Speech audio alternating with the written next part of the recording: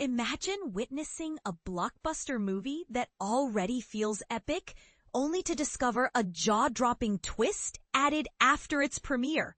One that could redefine the entire franchise. That's the thrilling saga behind Predator, Killer of Killers, where a late-breaking scene featuring Arnold Schwarzenegger himself turned heads and sparked endless speculation. But here's where it gets controversial. Did this sneaky addition actually elevate the film? Or was it just a clever marketing ploy? Stick around as we dive into the details, and you might just question everything you thought you knew about post-release surprises in cinema. Filmmakers often cut scenes from movies for practical reasons, like tightening the runtime to keep viewers engaged or dodging stricter ratings from bodies such as the Motion Picture Association. Yet these excised bits can sometimes resurface in extended editions, transforming a good film into a masterpiece. Think of classics like Blade Runner, where deleted scenes added layers of depth to the neon-soaked dystopia, or the Lord of the Rings trilogy, where extra footage fleshed out the epic battles and character arcs. If you skip these enhanced versions, you're missing out on moments that could change your entire perspective on the story. And this is the part most people miss. These decisions aren't always about perfection. They're often a delicate balance between creative vision and commercial pressures. Take Predator, Killer of Killers, directed by the innovative Dan Trachtenberg. This sci-fi gem, which hit screens in 2024 and quickly earned praise as one of the year's top genre flicks, received an unexpected upgrade just weeks after its initial release on platforms like Hulu. What was already a visually stunning and action-packed adventure became even more exhilarating with a new extended ending. For beginners unfamiliar with the Predator universe, the film follows a group of fierce warriors from various historical eras who battle deadly alien hunters known as Yautja, pronounced Yautja.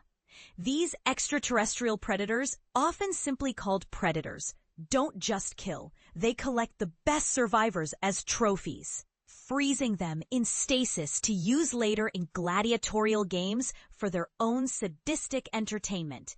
It's a wild concept that blends history, sci-fi, and high-stakes combat, making it a thrilling ride for fans and newcomers alike.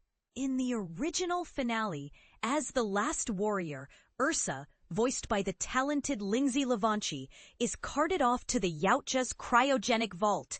Viewers glimpse a chilling lineup of preserved beings. Thousands of humans and other species in suspended animation, including Naru, played by Amber Midthunder from the 2022 hit Prey.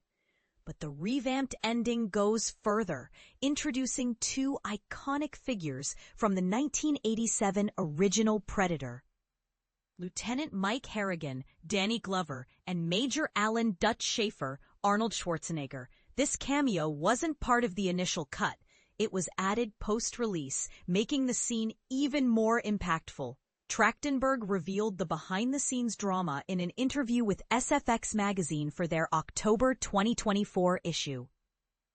He explained that the animated sequence was fully completed and ready to go, but a key hurdle held it back.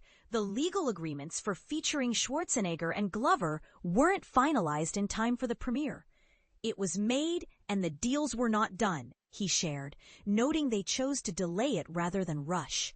Once the paperwork was sorted, the team seized the moment to announce it at Comic-Con, turning what could have been a footnote into a fan-favorite revelation. This edition serves as a perfect epilogue, tying up loose ends and raising intriguing possibilities.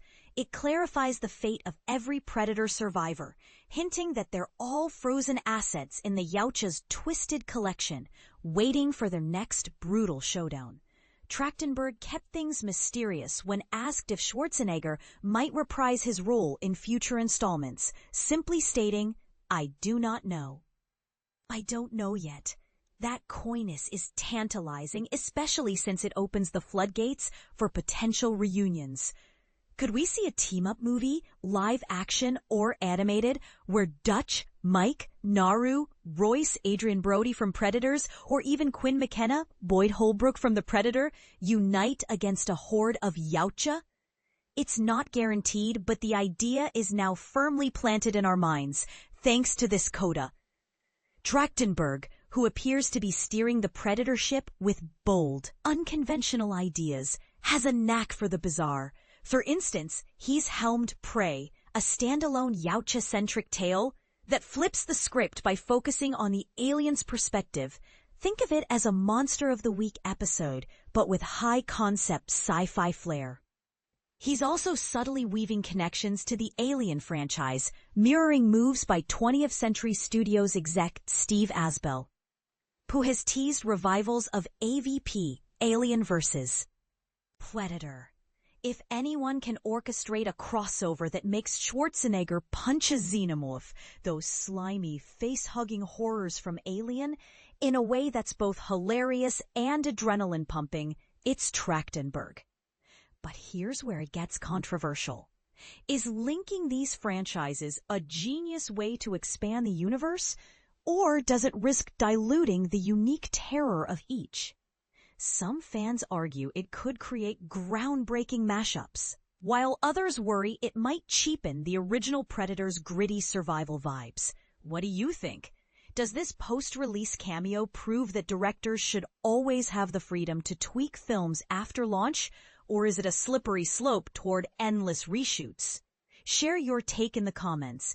Do you want more Schwarzenegger in the Predator world? Or would you prefer the franchise stays focused on fresh stories? And if a full Alien vs. Predator reboot happens, would you cheer it on or boycott it? Let's discuss.